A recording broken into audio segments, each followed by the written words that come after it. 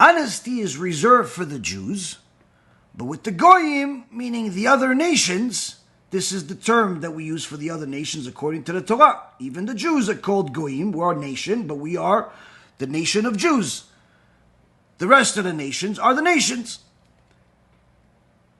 And the Goyim think that perhaps the Jews are taking advantage of us, not taking advantage of us. And of course, a lot of people that are anti-Semitic have a lot of nasty things to say. Unfortunately, they did find some dishonest Jews that cheated them, and there's no question about that. But one common denominator about all of those dishonest Jews is that they were not practicing Judaism when they were dishonest.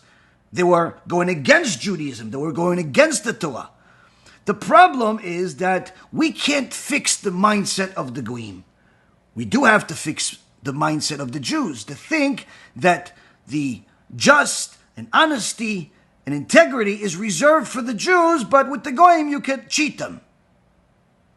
The Gemara in Masechet Chulin says otherwise, where it says if somebody sells meat, and he has a non-Jewish, a goy customer who orders a piece of meat.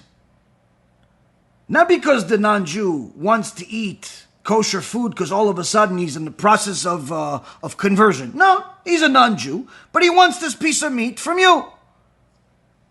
And the Gemara says, can he give him the leg without taking out the gida nasheh, the part from the cow that the Jews are forbidden from eating?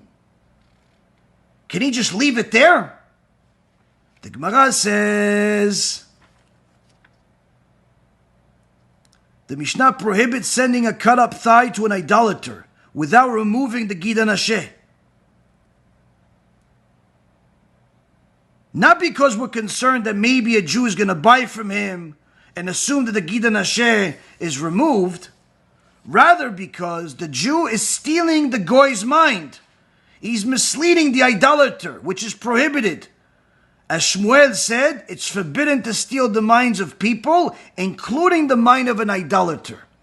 Here the Gemara, Masechet Chulin, page 94a, says an answer to anyone out there that thinks that you're allowed to steal or cheat or mislead non-Jews because they're non-Jews. The Talmud Bavli gives you the law that the Shulchan Aruch paskins la'alacha, the Rambam paskins la'alacha. Across the board, everybody agrees. There is no second opinion. If the non-Jew makes a mistake on his own, some Chachamim say you're allowed to benefit from it. But if you cause them to make a mistake, certainly there's no benefit whatsoever that you can take advantage of that. Absolutely, you have to return what you stole, what you took. You cannot take advantage of him. But what about something that seems irrelevant?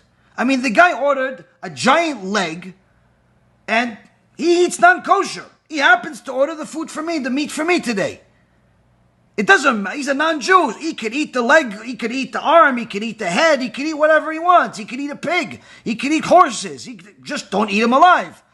So why should I go through the trouble of taking out the gida nasheh, which is very difficult, so difficult that today most places do not take it out. They simply don't eat that part of the meat. Literally, a quarter of the cow is not used by the Jews. Because it's so difficult, it requires a certain skill. So, this sciatic nerve, to take it out, why? Just give him the whole thing, he can eat it. The Gemara says absolutely not. Why? You're stealing his mind. You're misleading him. How am I misleading him?